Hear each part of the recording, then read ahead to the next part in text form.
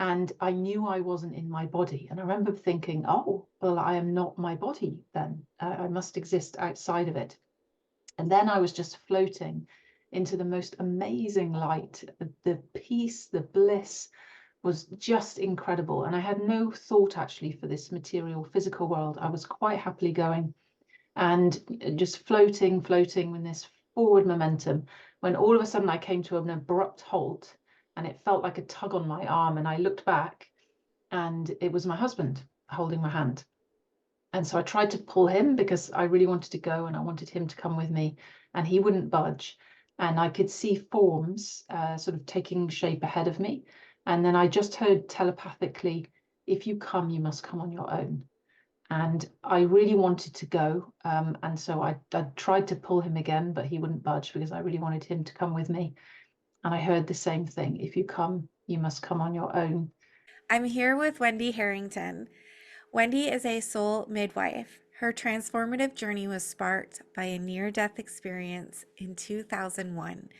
This pivotal event ignited her relentless pursuit of understanding human existence and unlocking the spiritual and psychological potential within each individual.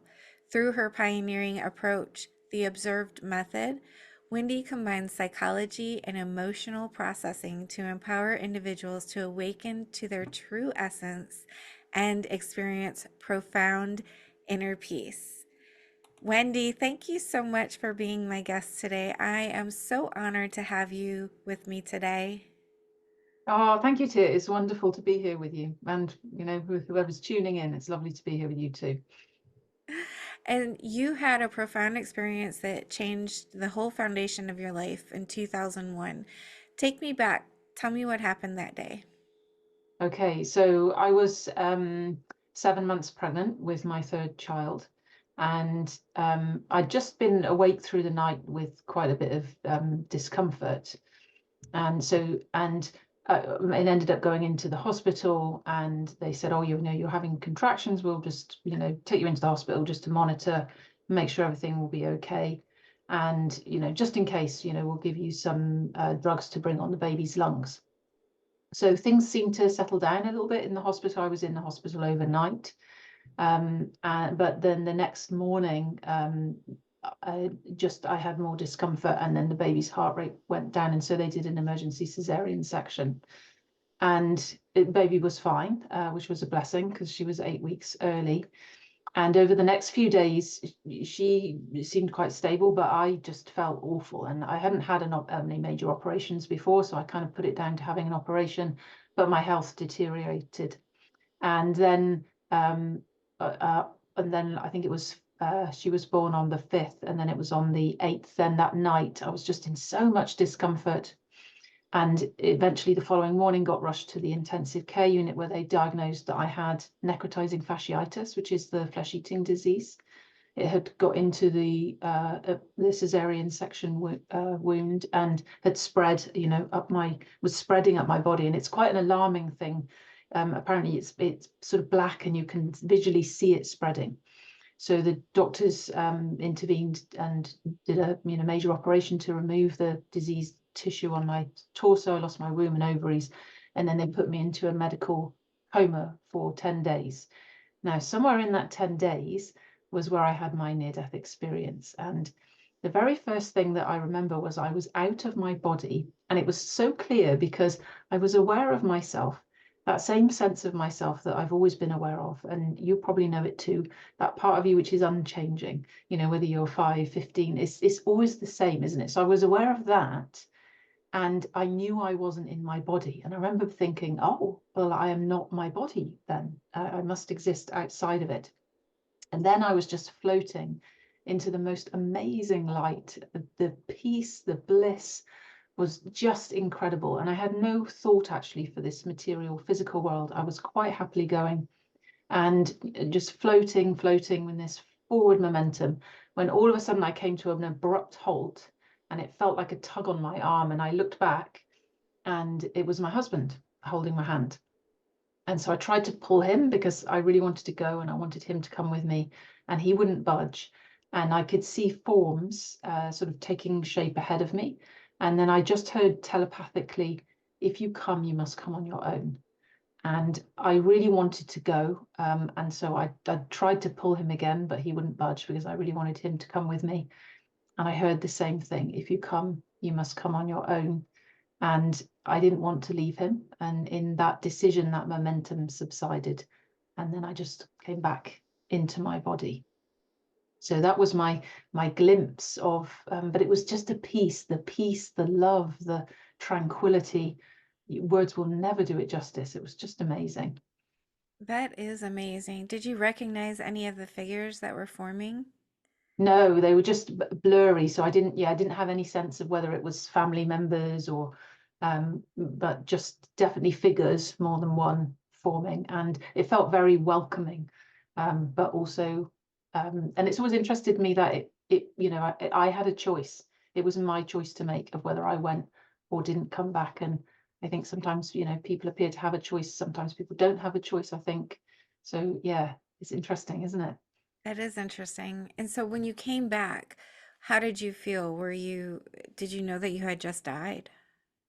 Yeah, so when I got brought round, I mean, first of all, I was very, caught up in the experience of that, and I was very groggy in my mind. But that experience of that near-death experience like that has been very vivid. Like ever since, it's as vivid today. It has a completely different quality to anything else I'd ever experienced. And yeah, so I knew that had happened, and I think there's something comforting in it, actually.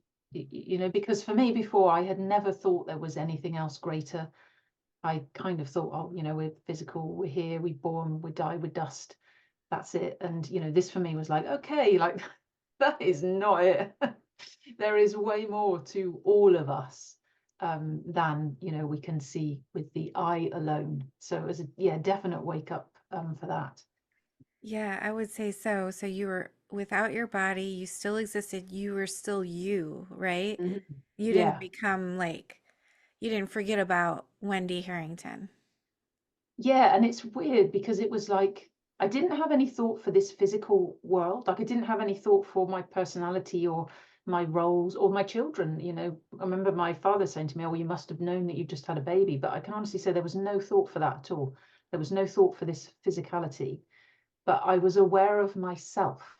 So it feels like that infinite part of ourselves who is unchanging. And I think that's the evolution that we're all in, is that we're we're waking up to connect with that, and to live that now. Because I was always much more interested in living than what comes next. I think sometimes with near-death experiences, there's quite a like, oh, well, what is next, and how does, what does happen when you die? And my sort of experience has been, I just know it's beautiful, and that's good enough for me. And then when I get there, I'll experience it. But it really felt like this nudge from spirit that what was important was living, like that this human life is a gift. And for many of us, it is not a gift. It feels like, for me before that, it had felt kind of like this struggle, this struggle to overcome. And some enjoyment in there, but it didn't feel like this blessed gift, which I now feel like it is. And like I said, I don't feel that's specific just to me. I think that is for all of us, to have this experience of life being this wonderful blessing instead of this thing that we can't wait to escape. Yeah, that's very Yeah. comforting because I feel Mm. like people always look, and a lot of people who are researching or watching near-death experiences, they see it sometimes as, well, the grass is greener on the other side, Mhm. I can't wait to get there. When it's really not about getting there, it's about this life and making the most beautiful life that we can possibly make right here, right now, because we're going Yeah. to carry that with us to the other side. Mhm. And you know what else I think is very interesting about your experience is that your husband was there holding your hand.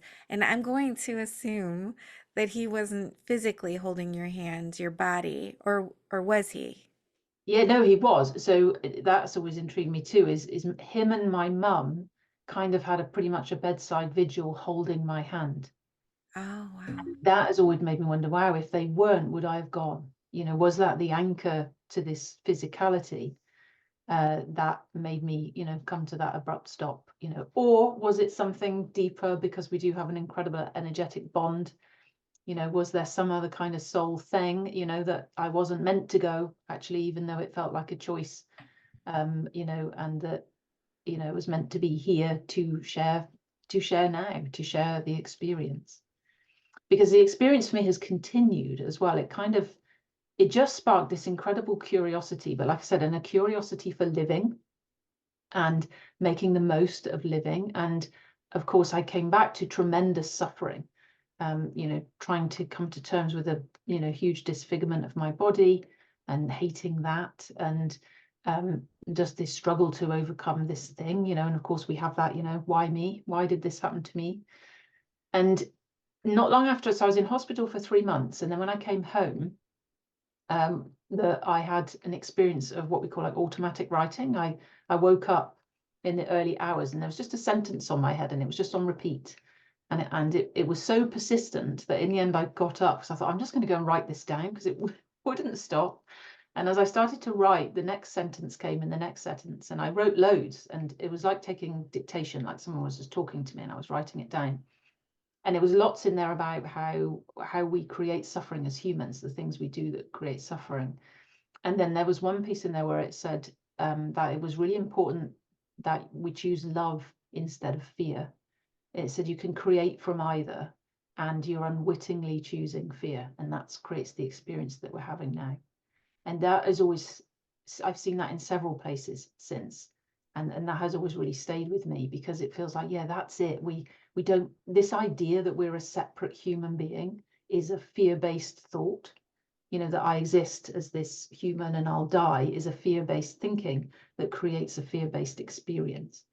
And that as our awareness expands and we can experience more love, then we get a very different experience, I think, here on earth and in that remembrance of who we are. There's a oneness that comes with it. If we truly realize we're all connected, like why on earth would we harm another because we're harming ourselves? And yet we don't see that.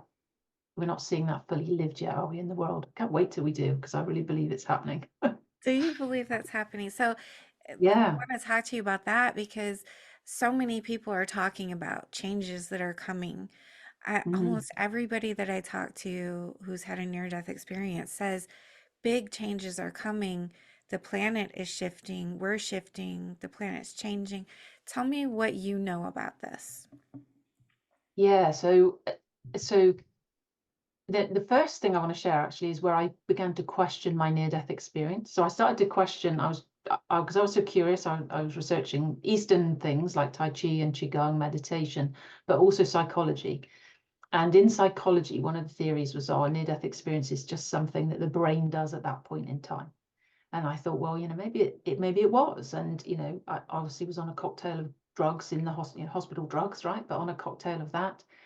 And I thought maybe that was just something. And then I went on a Tai Chi weekend retreat. So Tai Chi is, where you're just moving gently, you're feeling energy, and there's the meridians of the body and so forth.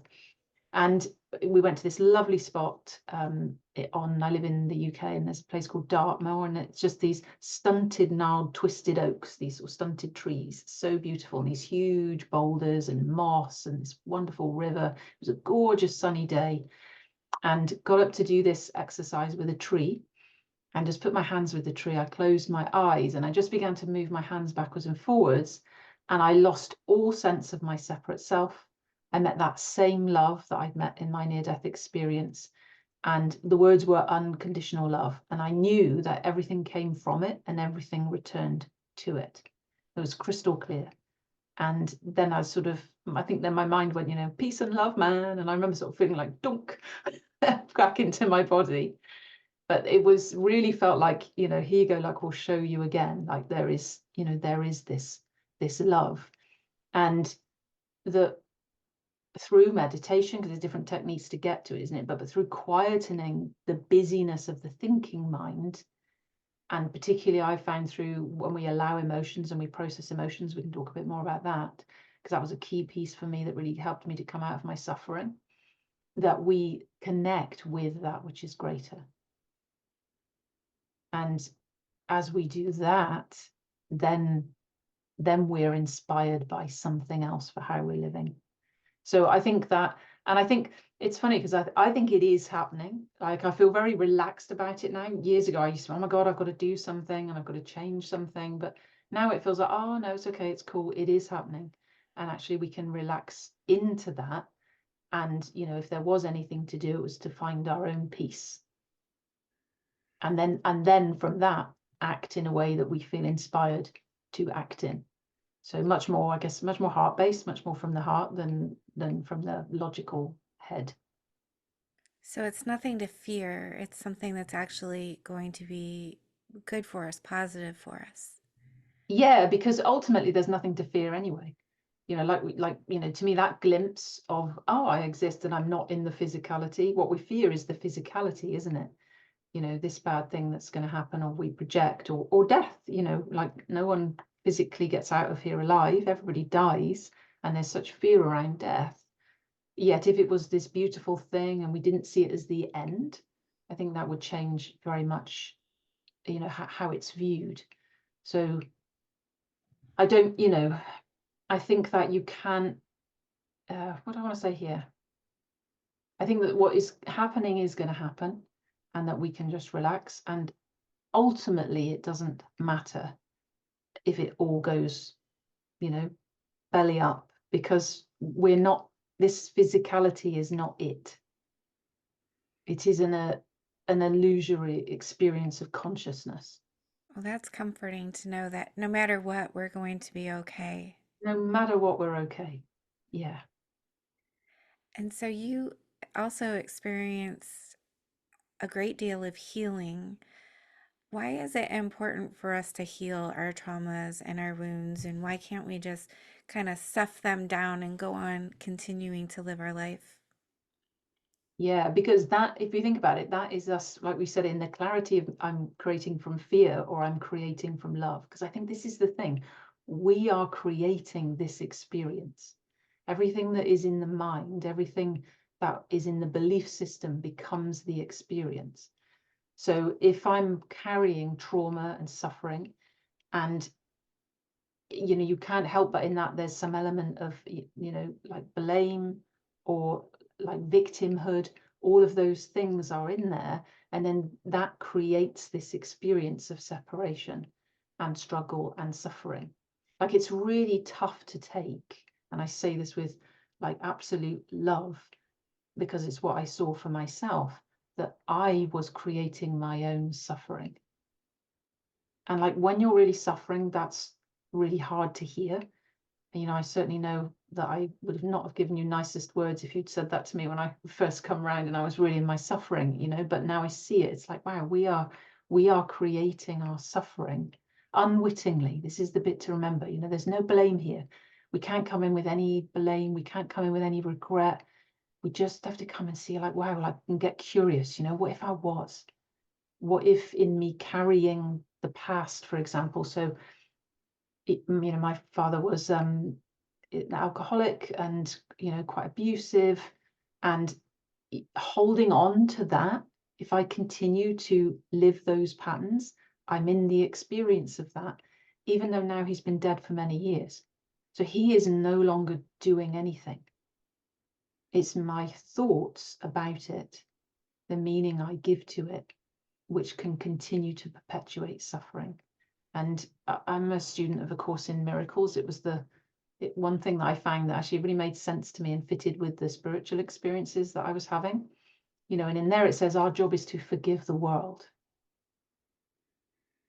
which in our linear minds, you know, it's like, well, that needs to be punished and this needs to be punished and that it's not okay.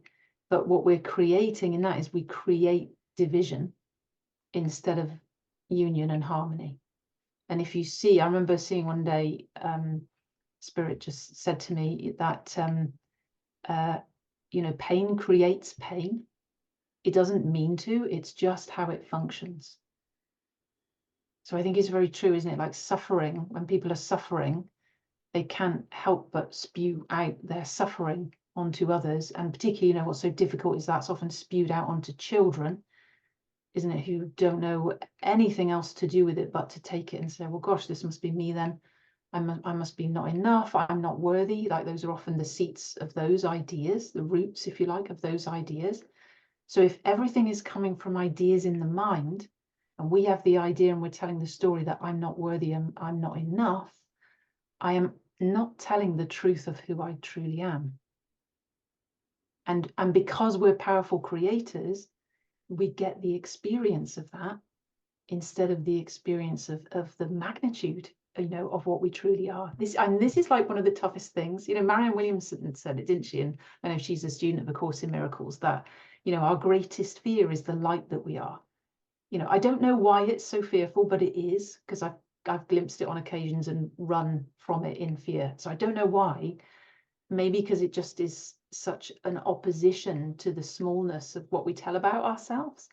But this, to begin to really embrace in truth, not ego, not arrogance, but knowing, we are all souls. We are all limitless, incredible beings of power. Not power over, not power. And I think that's also as well, I think there are so many unconscious ideas that we hold, like power, for example, that has been misused. So we have this, well, I don't want to be that, but what we want is that power with, where we're powerful together, where it's for the good of all, and we're using, we're remembering and waking up to our consciousness to create from that place.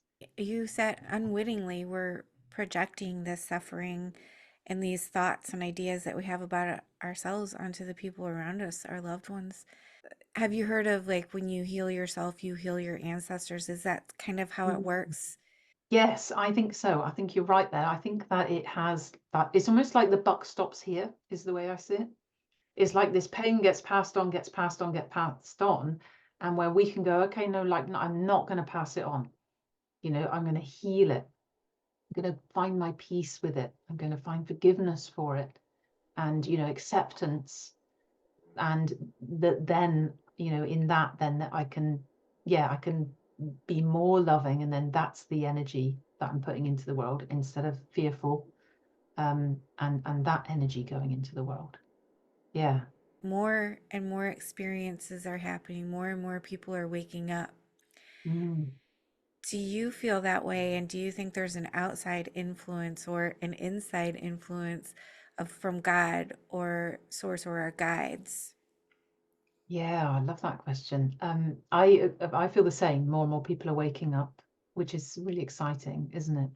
And I think it's energy. I think it's, like you said, is it frequency? Is it vibration? So I think it's the energy of love. Like, everything is frequency, everything is vibration, and love is a different frequency than fear. And I think when we really have, like, none of them are bad or wrong, it just is. And I think one of the ways that we can help, if you like, or ease this expansion is to, like, lift out the judgment, or lift up from judgment, if you like, so to not make anything bad or wrong, just to really welcome everything, so that nothing is hidden in the shadows. It feels to me like a lot's hidden in the shadows, and we don't quite want to look at that piece, and we'll keep that over there, or if we feel, I don't know, guilt or shame, that we're carrying that. So those things that create that, when we can bring that out into the light, welcome it, not make it wrong, just see it, feel that, where are we all kind of, so many of us will resonate with the same things, won't we, the same feelings, the same suffering, but know that in that acknowledgement and just resting with that, something else comes in. It's almost like, I see it like we unwittingly block love, and we don't mean to. This is where it's unwitting and we don't quite understand. And there's a bit in the beginning of A Course in Miracles where it says, it can't teach you what love is, for that is impossible, but it is designed to clear the blocks to love's presence. And so far, like, my journey of, with myself and with others, it really is like, what are the blocks to love's presence? We can't make love happen, because it already is ultimately, like I said to you, I met that thing and I knew it was unconditional love, and everything came from it and everything returned to it. And I feel like everything is held in it, actually, but it's like we've just got, blinders on and we can't see it. So as if we can lift off the blocks, like the idea, I'm not enough, I'm not worthy, that is a block to the presence of love, because it's fundamentally incorrect. But if we carry it as true, which I know I did for a long time, and I'm sure people listening feel the same, it feels true that I'm not enough. It feels true that I'm not worthy. And what I didn't realize was I was the one who was deciding that. And I think this is, part of the shift, if you like, is moving, from an outside in perception of the world to an inside out perception. So what I mean by that is, if we think things are happening in the world out there, and that is why I feel like I feel, then we are victims of the world. Whereas when we realize, oh, I feel how I feel because it's how I feel, I'm putting it through the perception and the lenses that I have. Because if you think about it, not everybody reacts the same to the same circumstances. People react differently. Some people will be really upset by something that someone else is not bothered about. So it can't really be the circumstances that are making us feel the way we feel. It has to be coming from us. And that's quite a shift to really, really, really bring that in. Do you think this shift is happening planet-wide, or do you think that it's more of a subjective or personal experience? Yeah, that's a lovely question too. I think ultimately there is no personal experience, so it can't be. Even though my human perception says, there are these personal experiences. I think it can only be a collective experience. I remember having a moment one day where I just was having this awakening, and I kept getting woken up every night. It was going on for about 10 days, and I kind of got more and more lucid. And there was a moment where I just knew that I was creating everything. And instead of actually feeling like peaceful, it actually felt terrifying. And I created a lot of fear thoughts, and, plunged into a lot of fear in my life, interestingly, which is, if you think, I think of fear as contraction and love as expansion. So I welcome that to arise again. I see how I would meet it this time. But it's an interesting, I used to have lots of, it's interesting what the mind will create in a way that gets in the way of awakening. Like the idea, I used to have this idea that I would disappear, and so, but I think, I don't think that happens either. I think that, and I also think there's a collective and a kind of gradual thing, isn't there? I think a few people have this kind of monumental awakening, like Eckhart Tolle or Byron Katie, where they were asleep and then suddenly, boom, they're awake and they stay awake. And I think sometimes we're looking for that, not realizing that actually for the majority there is just this gradual expansion, which is, or in some ways perhaps has an ease to it too, this gradual expansion. So yeah, did I answer your question? I can't remember if I don't sure if I I think answered your that you question. did. Yes, I think that you did. And I, talking about how you became very fearful, I can kind of understand how when you wake up to the fact that you're creating everything, that's a lot of responsibility. Yes. And it can be very fearful. I can understand that totally. How can we overcome these fears when they arise that are kind of blocking our awakening? Yeah. So I think the first thing is that making friends with emotions. So I always teach, I call it the observer method, which is where we're witnessing. It has 4 steps to it. So the first one is you have to own it. And I mean, like, your feelings. So like we talked about then, if I think things are happening from outside, then I'm powerless because I'm a victim of the world I see. When I realize, oh, hang on, like, how I feel is coming from inside of me. That is my experience of the world, is how I feel and what I think. And that's me. That's coming from me. That's coming from my programming, my patterning, all of which is not cast in stone and can be expanded. So when we take ownership, this is arising in me, is the first thing. And then it's to stop thinking. And I always say, like, don't worry, because I know that's like, what? How on earth do we stop thinking? And it's not really to stop thinking, but it's to realize that the thinking mind, the logical mind, it doesn't have the real answers that you're looking for. It will come up with a bunch of really clever stuff that is very believable, and it can go off on all sorts of clever routes. But if you truly want liberation, you have to realize that the logical mind doesn't have it. It can never be awakened. It is a tool, the logical mind, to be used. It's fantastic, but not when it's the master. You've heard the saying that, it should be the servant and not the master, but it's the master. So we have to realize, this is a servant.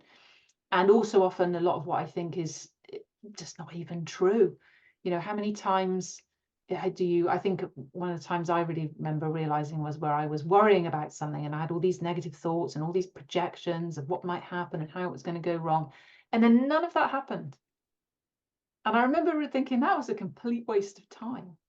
Like all of that projection, all of that worry, all of that faithful thinking, none of it happened. So, and I think that often we believe the thoughts we're having and they're just nonsense. They're not even true. We're just making things up, and if the energy underlying is fear, we get fearful thoughts. And if the energy is love, we get love-based thoughts. But you can shift the thinking. So it's to realize, to stop thinking. And in order to do that is number 3, which is start feeling. So it's coming into the body, using the physicality of the body to feel the energy, the emotions, and to welcome the feeling sensations in the body, and then step 4 is breathe and observe, so that you're just observing, you're just breathing, you're just in full allowance and non-resistance. That's the practice, and that's the tricky bit, because we're so programmed to resist certain feelings. Fear feels huge. It's like, well, I can't feel that because it will swallow me whole and I'll disappear. Sadness, grief, things like that. So it's to practice coming to a space where we can feel those things and we're not afraid of those things. And that means when fear arises, we can just witness it. Oh, this is right. This is the energy of fear, instead of it then creating things in the mind that we then believe and then follow through on. So that's, that for me has been just huge, actually, in all the things I've seen that were underneath that I couldn't see before. Like, it will reveal to us the real patterning that we're running. So I'll give you an example. I'll share a story. When I was first learning this, and I was in India at this retreat, and I was learning this emotional processing, and they had said, don't reach out to anybody outside of yourself, because this is an inner process. So the more you stay in, the better. And I had just got together with a boyfriend before I'd come away. And so I had messaged him a couple of times. And of my friend that I was with, she clocked that and she just said, oh, just consider, like, why do you feel the need to do that? And it was like she'd like popped my bubble, I felt a churny solar plexus. I felt like I'd done something wrong. And what I did was I just stayed with the discomfort of the feeling instead of any thoughts about, oh, why does she have to say something, or all of that is avoidance. So I just stayed with the feeling. And then what suddenly arose was, I have a beautiful inner voice that speaks to me, and it just said, well, you've been insecure in every other relationship. Why should this one be any different? And it was so soft and it was so loving and gentle. I didn't feel bad about it. I just saw it, because I had been desperately pretending to myself that I was not insecure. Like, if you'd asked me, are you insecure? I'd have said no. And I really thought I wasn't. But so to see that, I was like, oh my gosh, like, yeah, I see that.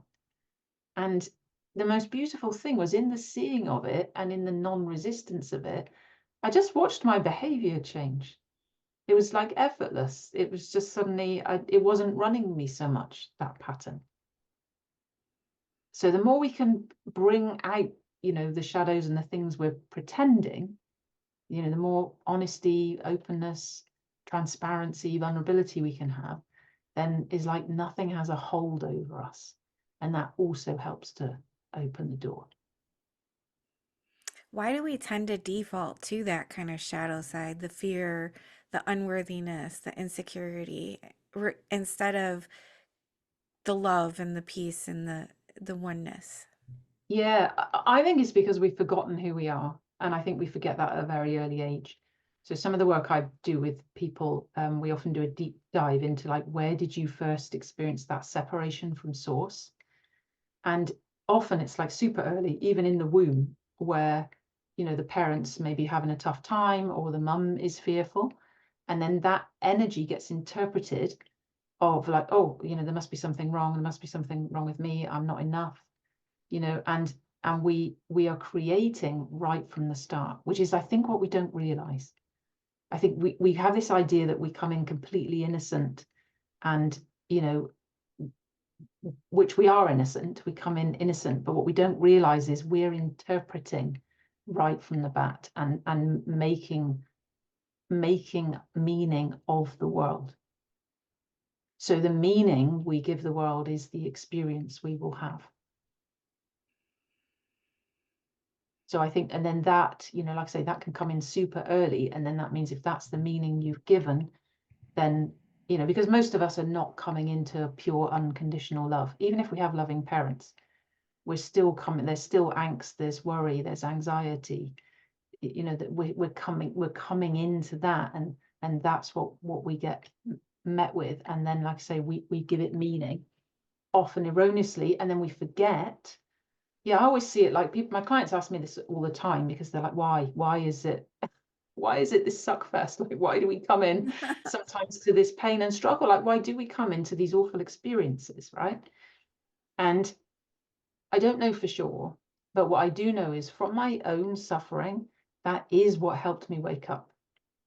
And that when you look if you look on the ground, I would say if you look on the ground, and we just look at the human experience, it is very, very hard to lift ourselves out of suffering. If you start to look with a top-down perspective, if you have this idea, okay, like I'm spirit, I'm soul, having this experience, like what could be here for me? And one of the things I think which keeps us trapped as a collective is unforgiveness. The unwillingness to let go of things, the holding on of things. You see, like, things just pattern, don't they? They just pattern out, they come in a slightly different way. I think, like, the slave trade, like, that is still going on today in various places in the world, isn't it? Yet we like to think that we've evolved beyond that, but we haven't really, and that's what we need to see. And so when we can see these things, but also forgive them, then we create this expansion. So there is a gift in suffering to help us to realize who we truly are, i.e., the intangible aspects of ourself, which is when we truly know who we are. Because if we're very rooted on the ground, thinking I am this physical being, which is what I used to think, I'm Wendy, this is who I am, I'm this physical body. If that's the level of perception that we have of ourselves, then we are caught in physicality. And we're not going to lose the physicality. I think it's the blending. That's why I think it actually excites me, because I think this is like a delicious time to be alive, because we're coming into this experiencing of the blending, if you like knowing we're spirit and having the physicality. And I have moments where I remember having one moment where it was just I was just in awe of like this physical body, the fact that it was like, oh my God, I've got a hand and like it can pick things up. Like, that is so cool. Because if you think about it, we're not in our in our invisible essence. We're invisible essence. There is no tactileness. There is no physicality. And after I'd had my near-death experience, we got these two cats, right? And they were Burmese cats, because they feel like velvet to the touch. And I just wanted to stroke them, because I knew that that part where I said I was still aware of myself, but it's not physical, it's not tangible. And so there's a delight in the physicality, there's a delight in the body. And then you think, yeah, the wonder of the body, as opposed to, I think, God, I used to be so cruel to my body, so, hateful of it and criticizing of it and not liking parts of it, and so isn't it weird actually that in coming to a lot of disfigurement, that is the very thing that has helped me love my body. and realize actually how amazing it is. And one of the, a reference that I wish the whole world would make is that we actually shift to see ourselves, our bodies, like from the inside out instead of the outside in, instead of the view in the mirror that we're comparing to all these other things that saying it should look like, that we're feeling like, oh my God, isn't it a miracle? The way it functions, and all, I think like homeostasis, the balance of the body blows my mind of everything that happens and is going on for that minuscule amount of temperature to like maintain itself. I mean, it's just incredible, isn't it? The way the body renews itself, the way it will heal from things. I mean, it's just remarkable. So isn't it sad that we are stuck in there's this blemish here that I don't like, or, this shape of something, Yeah, that's a beautiful way of looking at it, and loving ourselves and loving our body and appreciating this experience and making the Yeah. most of it. It's so profound. Do you think that you had planned your near-death experience ahead of time, maybe pre-birth or somewhere along the lines, so that you could wake up and so that you could share this message with the world? Yeah, maybe. I'm going to go off. I feel tingling right now when you were asking me that. So that says to me, like, yeah, I did. I don't know that though. Can't say that I've seen that or been told that or anything. Um, and I think that's another shift, actually. The more we're coming into ourselves as energy beings, is we're trusting more, aren't we? The gut sense, the feeling sense. Like, when you read something and you're like, oh, that just feels like the truth. Like there's no logical science for it, but it feels like the truth. So I think the trusting of that is a much, kind of deeper thing, isn't it? So yeah, as you were asking me, I could feel all tingly over my head. So I'm like, okay, yeah, maybe I did. You came back with some gifts. Tell me more about these gifts, and do they include trusting? Yeah. So one of mine has been actually this emotions, and actually the capacity to hold a space for very deep emotions. So often a lot of the work I do with people is helping them feel the places where they find it difficult to feel, so that they can release the deepest pains and suffering. And um and interestingly, I remember having somebody reading my star chart once, and it's actually in there because I'd started to do it because it just felt right, and it just started to happen, and I was kind of aware that I could feel these things, and where I'd been starting to teach people about emotions and processing emotions. And the I suppose the trust element for me is where I will hear things, I will see things sometimes, like I'll just know what is going on in someone's head, or I'll know what it is that they're feeling. So very empathic, I'll tune in to what they're feeling, but also a sense of guiding them to what it is, sometimes to help with the release. So definitely trust there.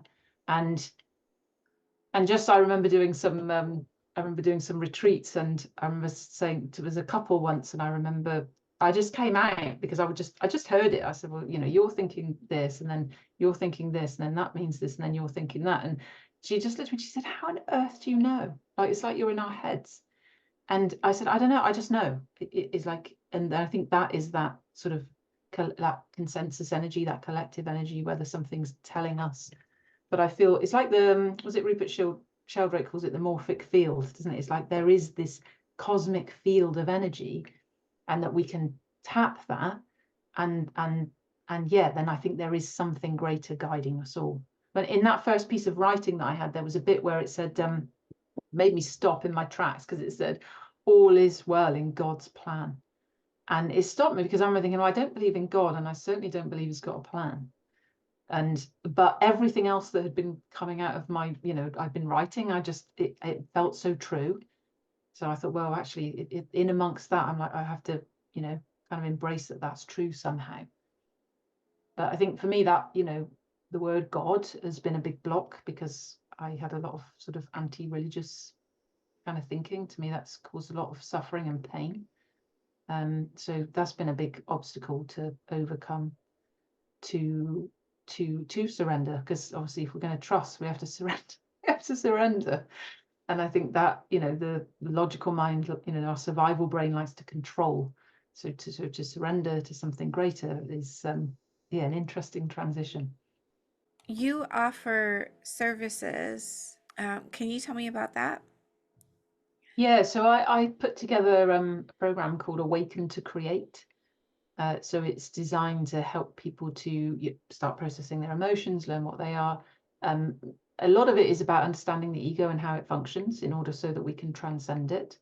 And just looking at the common sort of patterns that come up for us, like for example, being really concerned about what other people think of us and things like that. It's sort of looking for like, where are these blocks to the true self?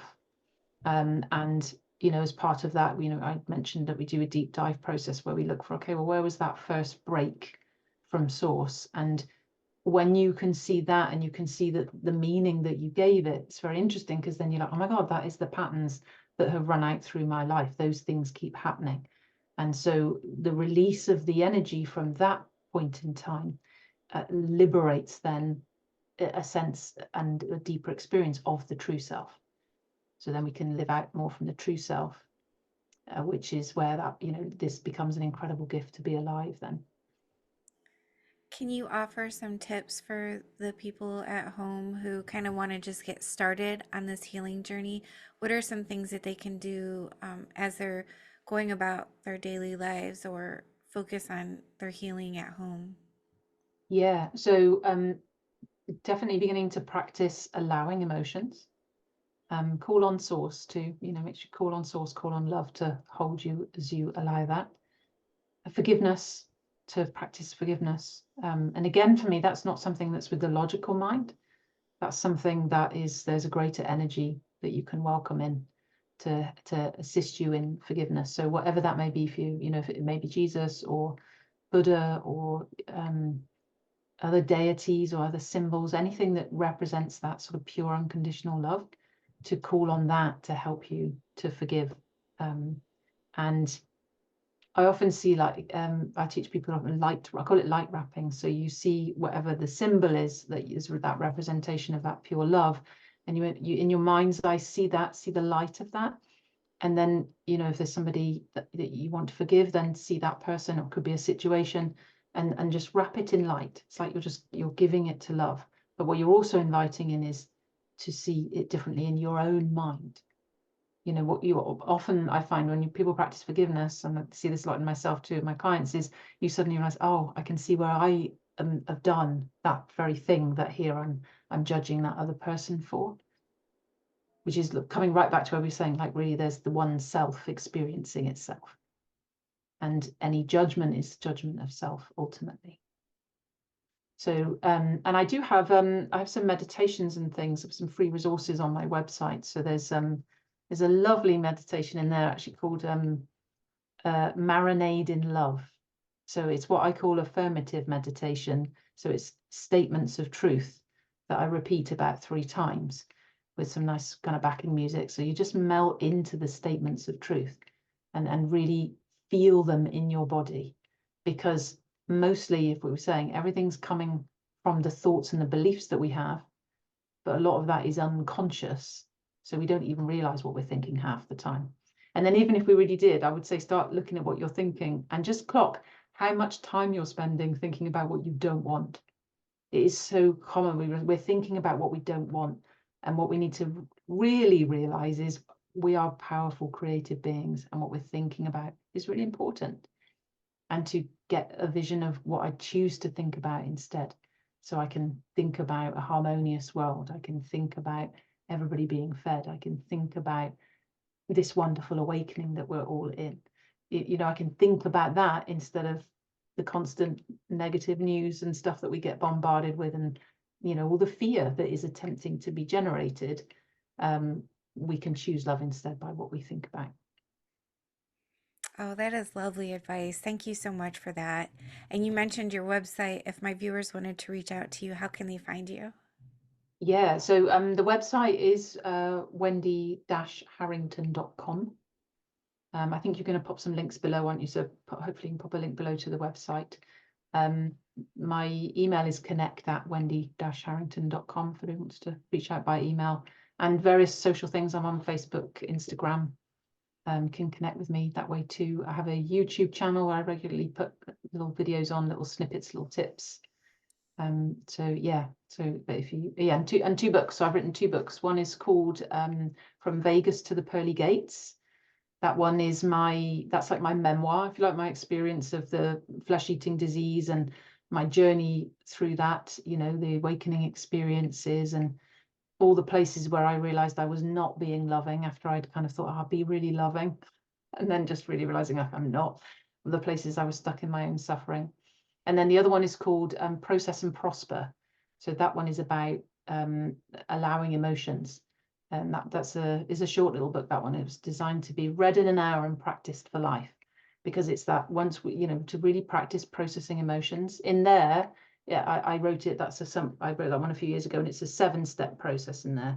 But it's the same thing as the 4-step process that I shared whilst chatting to you. It's just that when I really started working with people, and I'd say, oh, have you done the emotional process? And they say, oh, I can't remember all the steps. So that was where I simplified it into the 4 steps, but it's the same basic process. And if you had one message that you hope to get out to the world, or to my viewers specifically today Mhm. from our conversation, what would it be? It would be that you are more than you think you are, and to know that we are all divinely connected in love, and that we are all completely loved. There is nothing that any human can do that means that we are not loved. And yeah, I pray that we all wake up to that love and that we live with that love. Lovely. I pray that as well. That is Mm. a beautiful thought, and I think we all will get there.